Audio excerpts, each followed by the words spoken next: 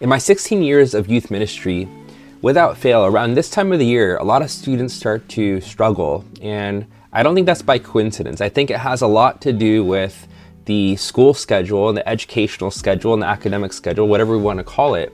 A lot of students begin to struggle, and I want to ask the question today, and I want you to ask the question today, is your schedule causing you to suffer?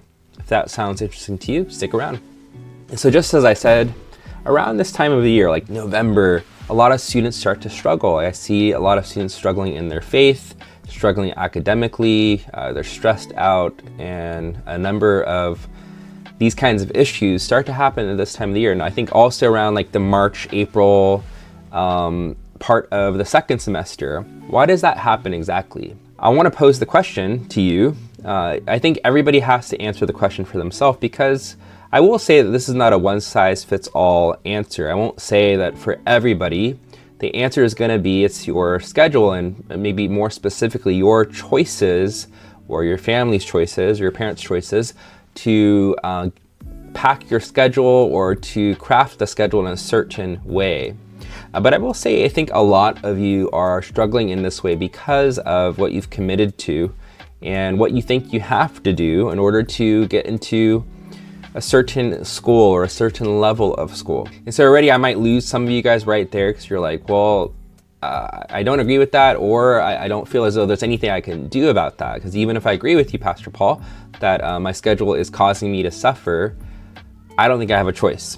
And so first, let me just share a few verses with you, okay? And after I share this with you, I want you to reflect on this more deeply and think about how you might best follow the Lord and seek His face when it comes to your, your life/academic schedule. So the first passage I want to share with you comes from Ephesians 5:15 through 17. And that says, "Look carefully then how you walk, not as unwise, but as wise, making the best use of the time, because the days are evil. Therefore do not be foolish, but understand what the will of the Lord is." And so just in short, this passage comes in a longer instruction, teaching on what it means to have been changed by the gospel and to now have been made children of the light. And so as children of the light, then leading to this passage, look carefully then how you walk, and so on. And so that's a great starting place, and it's one that I think you have to reflect on. As a Christian and as a child of God, how is it then that I should live? Like, what becomes my priorities, or what no longer is a priority that used to be a priority before? It's a really, really important question. Just in short, I'll just let me throw out an example, okay? As children of God, I don't think there's anything wrong with becoming wealthy, for example, but as a Christian, I don't think wealth should ever be our primary motivator, right? So if you become wealthy, it's after first putting the will of the Lord and His plans for you first, obviously, first and foremost. And then beyond that, being a light in your workplace, trying to be someone who reaches people with the gospel. And if after doing those first two crucial things, you become wealthy, I think that could be a wonderful thing. And then with your wealth, you use that for the kingdom of God. As a Christian who is a student, and it goes in that order, I don't think that your education is actually your first and primary motivator for going to school. Now that sounds kind of crazy. I get it. Practically speaking, yes, you have to go to school. And in order to get into university, you have to go to middle school and high school and so on, right? So I get that. I'm not saying that there's a way around that necessarily. What I am saying though is high academic achievement should not be your first and foremost reason for why you're in school. And so let me elaborate a little bit more on that after I share these other two. Okay, so Matthew chapter 11, verse 28 through 30 says, "Come to me, all who labor and are heavy laden, and I will give you rest.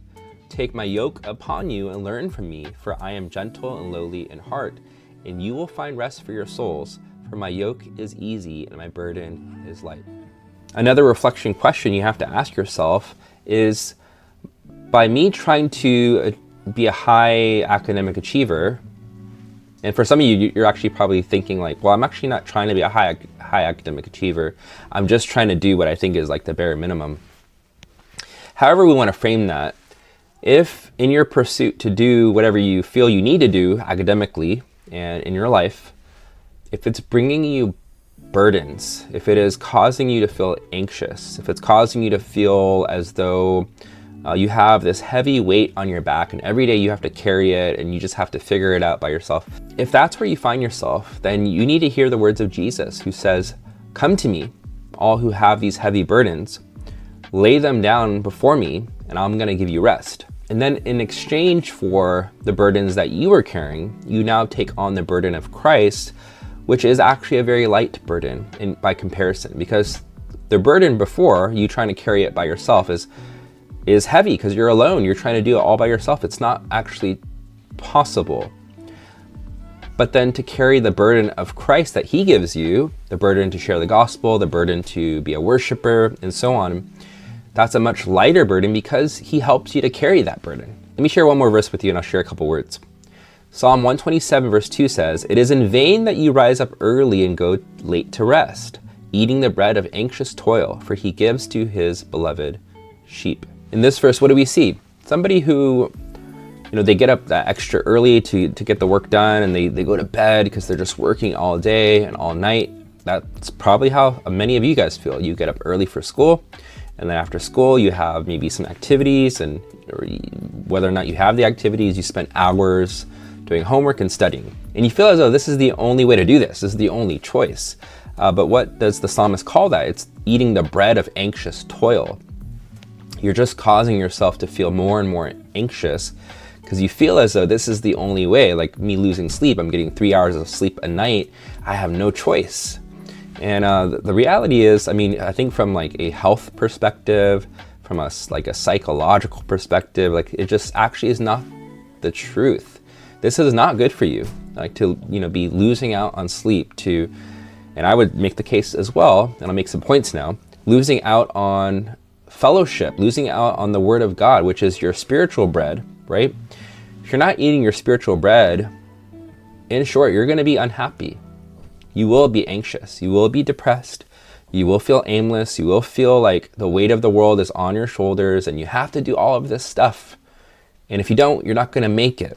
That is eating the bread of anxious toil.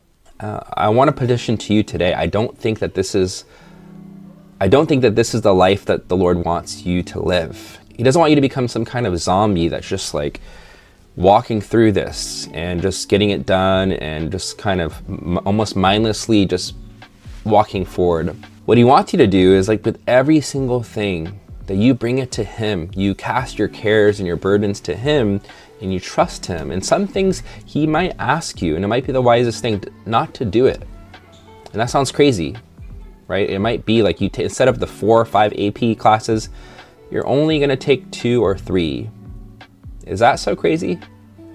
I don't think so. It might be that instead of like the 4 or 5 extracurriculars, you're only going to do 1. And just trust that even though it's not going to look great on my resume, my application, this is what I need to do right now. This is what's best for me right now in my walk with the Lord, in my fellowship with the church, just for my mental health, like all across the board. This is the best thing right now. And I'm going to have to trust that the Lord will take care of me. He will make straight my path. He will open up the opportunities, and I'm going to trust him. And if in the end, by doing what is wisest today and what I feel is most healthy today, I don't get into that Ivy League school, I'm not going to blame God for that. I'm not going to think that I should have just sucked it up and put my faith on the side and just prioritize my education in order to achieve it. I'm going to make the case that that's not the way to live. That's not what the Lord wants for you. And it's going to be destructive to your soul. It's going to be really, really damaging to your soul and to your faith and to your faith relationships, to so many parts of who you are. It's going to be damaging. And so I encourage you today to wisely bring this before the Lord, bring this into the family of God. Let's talk about it. Let's see what is truly wise. Bring this up to your parents, as difficult as that could be. But at the end of the day, if you're suffering because of your schedule, which I believe is the case for many of you, that you want to seek the Lord and ask him for his will to be done in your life, and for you to seek him and trust him and give all of your plans and all of your cares to him. And so if this was helpful, go ahead and leave a like and comment down below.